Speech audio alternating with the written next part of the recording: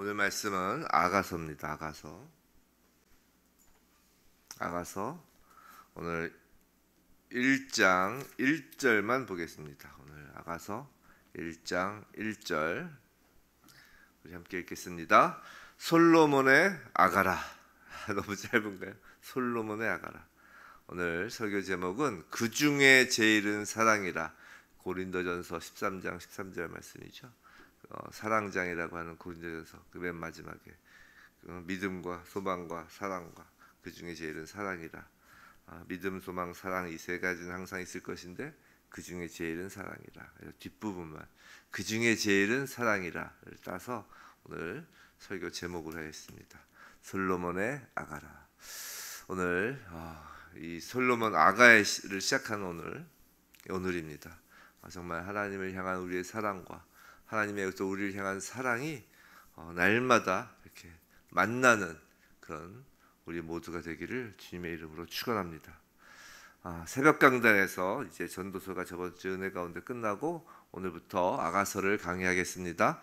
자, 오늘은 첫날이니까 우리가 이제 사람이 이렇게 만나도 처음 보는 사람을 이렇게 만나면 이제 서로에 대해서 소개를 하죠.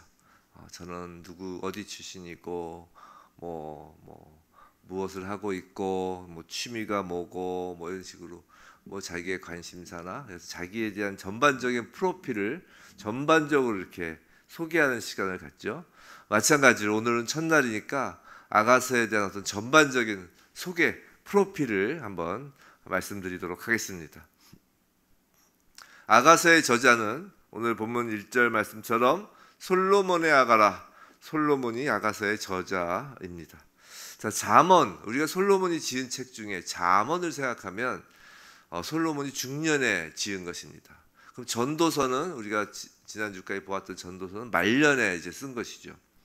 그럼 아가서는 언제일까? 역시 아가서는 그 사랑에 대한 노래인 것처럼 젊은 시절에 기록한 것입니다. 그렇다고 해서 사랑이 나이와 상관이 있는 건 아니지만 여하튼 그 저작 시기가 젊은 시절에 기록한 거예요. 솔로몬이. 자, 책의 제목 우리나라 말로 이제 아가라고 되어 있죠. 이게 한자로 된 말이죠. 우아할 아자에 노래 가자입니다. 그래서 그 뜻이 아름다운 노래, 우아한 노래란 뜻이죠. 근데 히브리어는 아니에요. 이 히브리어 성경은 히브리어 성경 책 이름은 처음 나오는 단어가 책의 이름인 건 다 아시죠? 그래서 히브리어로는 시르 하시림이에요. 시르 하시림. 이 책 제목이 시르 하시림이에요. 그러니까 이렇게 시작한다는 거예요. 오늘 그 아가라 하는 것이 이 시르 하시림. 이 시르가 노래라는 뜻이고 하는 이제 뭐뭐 중에라는 전치사가 되겠죠. 그리고 또 시림. 그래서 근데 이제 시림이 이제 복수형. 시림은 시르 노래의 복수형이에요. 그러니까 시르 하시림. 이제 뒤부터 가면 노래들 중에 시르 노래라는 뜻이에요. 즉 노래들 중에 노래가 이제 히브리 성경에서의 그 아가서의 책 제목입니다. 자, 열왕기상을 보면 솔로몬에 대한 이렇게 이야기를 하면서 솔로몬이 잠언을 3,000개, 노래를 1,005개, 1,005개를 지었다고 해요. 대단하죠? 참으로 하나님께서 특별한 어떤 은사를 주신 것 같아요. 근데 그 많은 노래 중 1,005개의 노래 중에서 가장 으뜸가는 노래들 중에 노래. 우리 그런 얘기 하잖아요. 왕 중에 왕. 그런 것처럼 노래들 중에 노래가 바로 이 아가서라는 것입니다. 이 아가서는 정경으로 편입할 것인가에 대해 논쟁이 많았던 책 중에 하나죠. 이 논쟁이 있었던 책은 몇 권이 있는데 그게 뭐냐면 이제 전도서도 그랬고요. 에스더도 그렇고 이제 그리고 아가서가 그런 것입니다. 전도서 같은 경우는 그 이유가 헛되다 하도 인생이 헛되다라고 하니까 야 이거 성경에 느낀 좀 문제가 있는 거 아니야? 그런 생각들을 했고 또 에스더는 왜 그랬냐면 그 에스더 그 책 안에는 성경 중에 하나님이란 그 단어가 한 번도 안 나오는 성경이에요. 에스더는.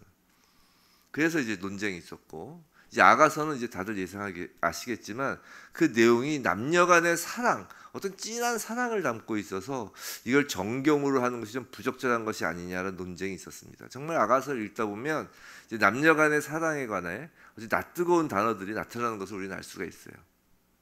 그런데 아가서는 그런 어떤 19금과 같은 내용을 전하려는 책이 아닙니다.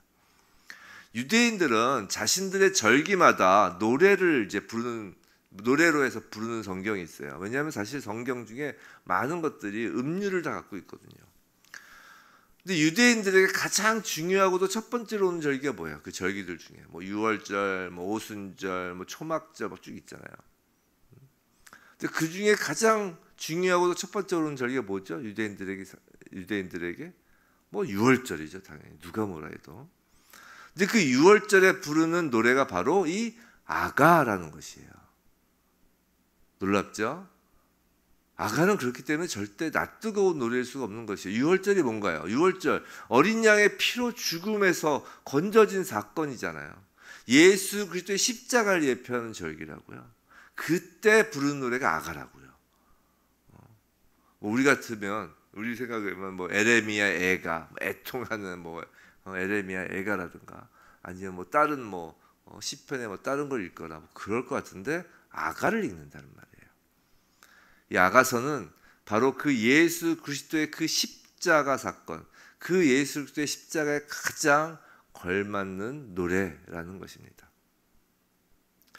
창세기에서 이 첫 아담과 여자가 무엇을 예표하는 그림이라고 하였죠? 바로 둘째 아담이신 예수 그리스도와 교회를 예표한다고 했습니다. 아담이 잠이 들어서, 이 성경에서 잠이 든다는 건 죽음을 표현하는 말이라고 했어요. 즉 아담이 죽어서 자신의 갈비뼈가 뽑히며 창조된 여자를 향해서 내 살 중에 살이요 뼈 중에 뼈라고 하면서 사랑하잖아요. 마찬가지라고요. 예수는 십자가에서 잠드실 때, 즉 십자가에서 돌아가실 때 그 창에 찔린 옆구리에서 물과 피를 쏟아내시죠. 즉 성령과 생명을 쏟아서 교회를 만드시는 것이에요. 그리고 예수님께서 그 교회를 사랑하시죠. 성도 여러분, 누가 뭐라 해도 우리 주님은 교회를 사랑하십니다. 인간끼리야 서로 네가 잘났네 내가 잘났네 서로 삿대질하고 싸우고 뭐 잘못했네 잘했네 하지만 누가 뭐래도 하나님은, 우리 주님, 주 예수 그리스도는 부족하지만 연약하지만 그런 부족하고 연약한 교회를 사랑하십니다. 이 땅에서 주님께서 가장 사랑하시는 것은 오직 교회예요. 그렇기 때문에 우리가 교회에 대하여 어떤 문제가 있고 부족하다 할지라도 너무 비난하면 안 돼요. 너무 막 칼로 찌르고 정죄하면 안 됩니다. 다 부족해요. 이 땅에 있기 때문에 그런 것이에요.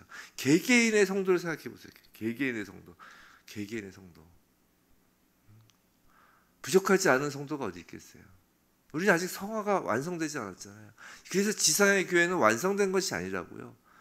우리 개개인의 성도가 완성되지 않았는데 어떻게 지상의 교회가 완성될 수 있습니까? 근데 예수님께서 서로 비판하지 말라 하시잖아요. 개개인 성도끼리 비판하지 말라잖아요.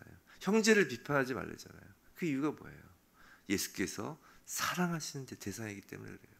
너무나 사랑하시기 때문이에요. 예수님의 옆구리에 그 물과 피로 만든 교회이기 때문입니다.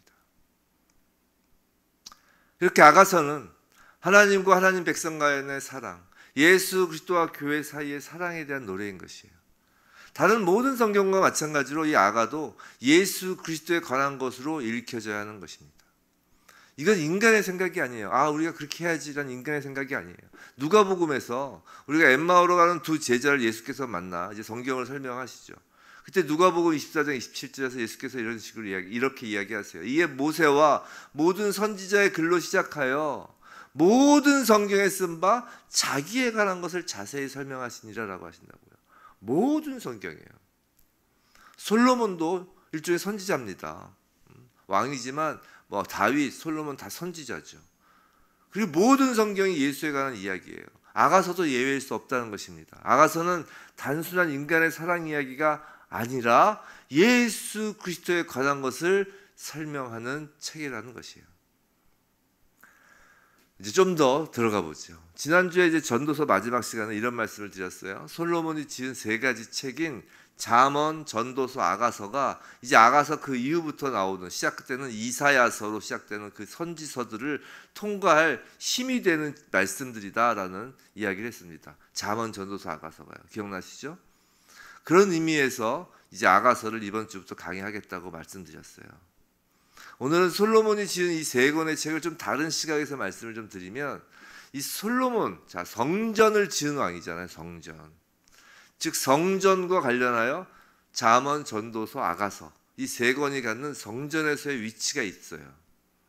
자, 솔로몬의 세 권의 책이 이제 성경에 편제된 순서를 보면 이제 잠언, 전도서, 아가서 이 순서예요. 성경의 편제도 성령의 감동으로 이루어진 것이라고 지난주에 말씀드린 적 있죠. 자, 성전을 한번 좀 머릿속으로 그려보세요. 잠언, 전도서, 아가서예요. 자, 성전 맨 바깥쪽에는 이방인의 뜰이 있습니다. 하나님의 백성과 이방인이 모두 섞여 있는 장소죠. 잠언은 마치 그 이방인의 뜰과 같은 것이에요. 생각해 보세요. 잠언의 지혜는 단지 하나님의 백성에게 뿐만이 아니라 이방인들도, 즉 세상 사람들에게도 이 땅을 살아가는 데 있어서의 어떤 길라잡이 역할을 한다고요. 자, 그 다음으로는 이제 하나님의 백성만 들어갈 수 있는 이제 성전 안이 있습니다. 이건 이제 전도서에 해당할 것이에요. 자, 생각해 보세요. 전도서. 이제 해 아래에서의 세상이 헛된 것임을 깨닫고, 이 성전 밖에 그 해 아래의 세상이 헛된 것임을 깨닫고 영원한 하나님 나라를 소망하는 하나님 백성이 들어가는 곳이 성전 아니잖아요. 즉 전도서는 하나님의 백성만이 깨달을 수 있는, 이 세상이 헛된 것이다 라고 깨달을 수 있는 그것을 알려주는 이제 성경이죠.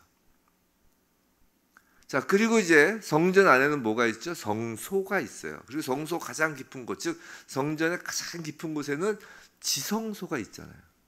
이곳에는 정말 아무나 들어갈 수 없습니다. 구약에 의하여도 1년에 한 번 대제사장이 들어갔죠. 아가서는 마치 그 성전의 가장 깊은 곳인 지성소에 관한 노래예요. 지금까지 잠언, 저 성전 그 이방인의 뜰이라고 했어요. 그 다음에 전도서, 성전 안으로 들어왔다고 했습니다. 아가서, 성전 안에 가장 깊은 곳 지성소에 관한 노래예요. 많은 학자들은 이제 성소를 마치 부부가 사는 신혼집으로 비유하기도 해요. 한번 생각해 보세요. 성소 안에는 뭐가 있나요? 이제 일단 가장 깊은 곳에 지성소가 있고, 그 앞에 그 성소 그 안에는 이제 촛대가 있죠. 7촛대가 있고, 그 다음에 진설병이 있어요. 진설병. 12개의 떡이 놓인 진설병이 있죠. 마치 부부의 식탁이 이제 연상되는 것이에요. 그리고 가장 깊은 곳 지성소는 이제 부부의 침실과도 같습니다. 아무나 들어올 수 없죠. 친척 가족도 그 집안까지, 그 식탁까지는 같이 들어갈 수 있어도 그 부부의 침실까지는 함부로 들어갈 수가 없죠. 이 아가서는 이 성전의 지성소에서 이루어지는 그 신랑이신 예수 그리스도와 신부인 교회가 서로 사랑하여 하나가 되는 장소인 거라고요. 그리고 지성소에 있는 그 속죄소, 그 시은자, 거기야말로 그 사랑의 완성을 위하여 교회의 신랑 되신 예수 그리스도의 십자가가 세워지는 곳이라고요. 아가서는 노래 중에 노래라고 했어요. 바로 성전 중에 성전이고, 정말 복음 중에 복음, 정말 기쁜 노래 중에 노래, 그 복음의 극치를 노래한 책입니다. 자, 그런데 우리가 아가서를 좀 보다 보면 정말 읽고 이해하기가 어려워요. 그죠? 이해하기가 정말 어렵게 쓰여 있어요. 원래 인간의 감정과 사고를 추상적으로 담고 있는 이 시라는 것이 어렵잖아요. 그 중에서도 아가서는 특별히 어려워요. 왜냐하면 자, 노래 중에 노래라고 했잖아요. 이 작곡가가 음악을 작곡한다고 합시다. 한번 생각해 보세요.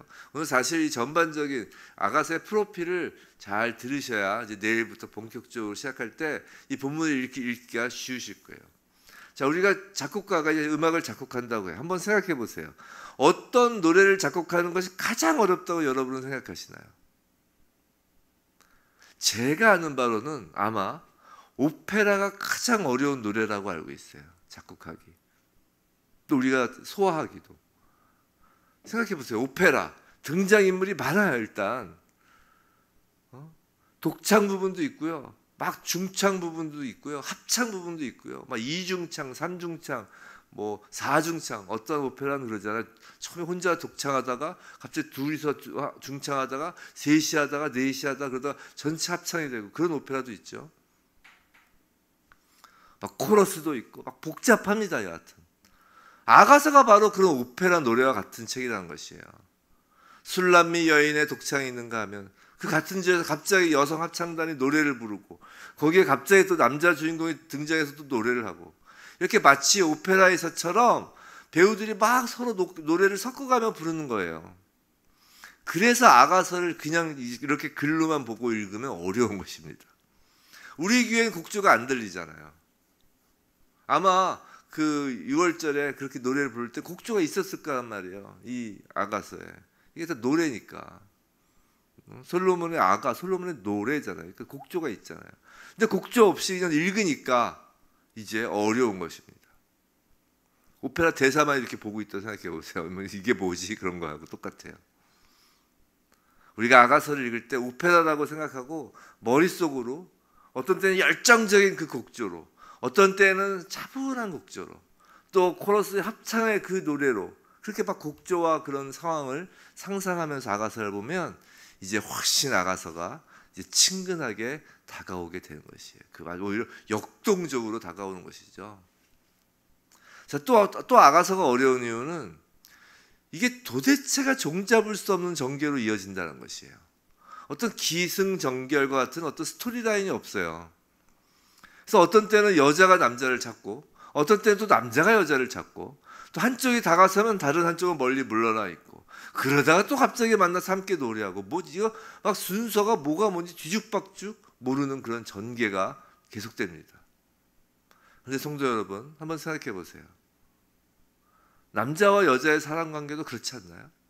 막 뜨겁게 사랑하다가 차갑게 돌아서기도 하고, 마냥 좋거나 또 마냥 싫지도 않잖아요. 막 롤러코스터를 타는 것 같지 않나요?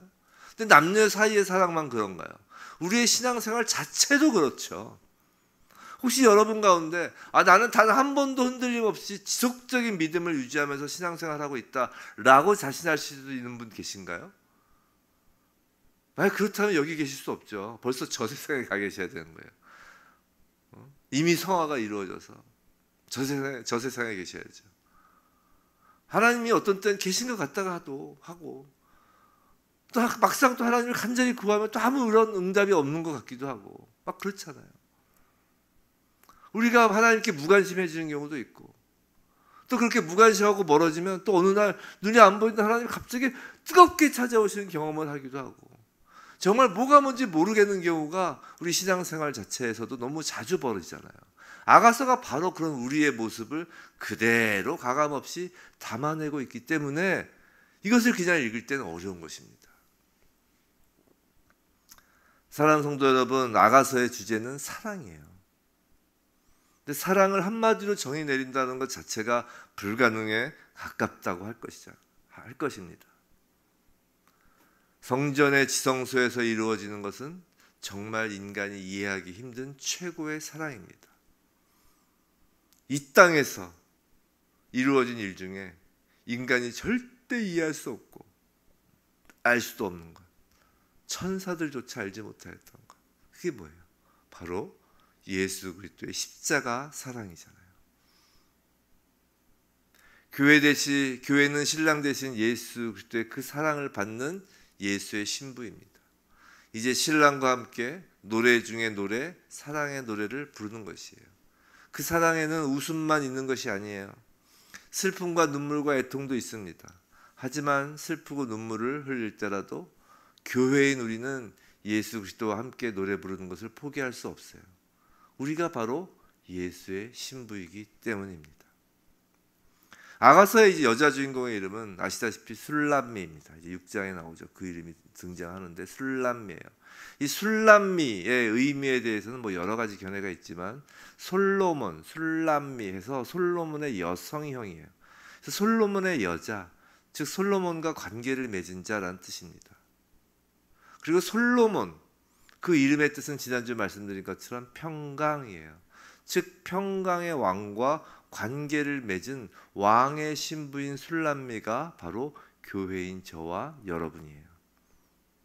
주님과 함께 사랑의 노래를 부르는 일을 우리는 멈출 수도 없고 등한시 여길 수도 없어요. 왜냐하면 주님과 관계가 끊어지면 우리는 살 수 없기 때문입니다. 왜냐하면 우리는 주님을 사랑하기 때문이죠. 사랑하는 성도 여러분, 우리는 성전의 뜰만 밟을 수는 없습니다. 예수 믿는 우리가, 예수의 신부된 우리가 성전의 뜰만 밟고 만족할 수 없다는 것이에요. 성전 안에 들어가는 것 그것으로도 안 됩니다. 십자가에서 예수가 돌아가실 때 그 휘장이 위로부터 아래로 찢어졌다고요. 지성소의 문을 여시고 거기서 우리 신랑이 우리를 두 팔 벌려 맞이하고 있습니다. 지성소에 들어가지 않는 신앙은 아무 소용이 없는 것이에요. 성전 뜰만 밟는 신앙으로는 예수를 만날 수 없는 것이에요. 성전 안에만 또 들어가는 것으로도 족하지 않습니다. 손님에 불과해요. 지성소에 들어가야 하는 것입니다. 왜냐하면 우리가 신부이기 때문이에요. 지성소에 들어갈 수 있는 조건이 무엇인가요? 단 하나라는 것이에요. 사랑이라는 거예요. 사랑. 성도 여러분, 여러분은 여러분이 어떤 그리스도인이길 원하시나요? 예를 들어서 다른 사람을 들 거 없이 목사를 듭시다. 목사인 저를 두고 한번 생각해 봅시다. 여러분, 제가 어떤 목사이길 원하시나요? 설교 잘하는 목사? 성경 지식이 풍성한 목사? 성도들과 공감대를 잘 형성하는 아주 인간미 넘치는 목사? 정직하고 깨끗한 목사? 어떤 목사이길 원하시나요? 만약에 저보고 하나를 택하라고 한다면, 아니, 택할 필요도 없이 오직 한 가지였으면 좋겠다는 생각을 합니다. 예수 그리스도를 사랑하는 목사였으면 좋겠습니다. 여러분이라고 다를까요? 아닙니다. 예수를 사랑하는 것이 제일이며 가장 기본이고 어쩌면 그것이 전부입니다. 생명과 능력은 사랑이 완성된 지성소에서 시작되는 것이지 백날 성전뜰을 청소한다고 시작되는 것이 아닙니다. 우리가 무엇을 하든, 전도를 하든 구제를 하든 봉사를 하든 무엇을 하든 그 모든 것의 시작은 예수의 사랑에서 시작되는 것입니다. 부디 앞으로 이어지는 이제 아가서, 주님과 함께 부르는 이 사랑의 노래를 통하여 주님을 향한 우리의 사랑, 주님을 향한 교회의 사랑이 날마다 더욱 뜨거워지길 주님의 이름으로 간절히 기도하며 축원합니다.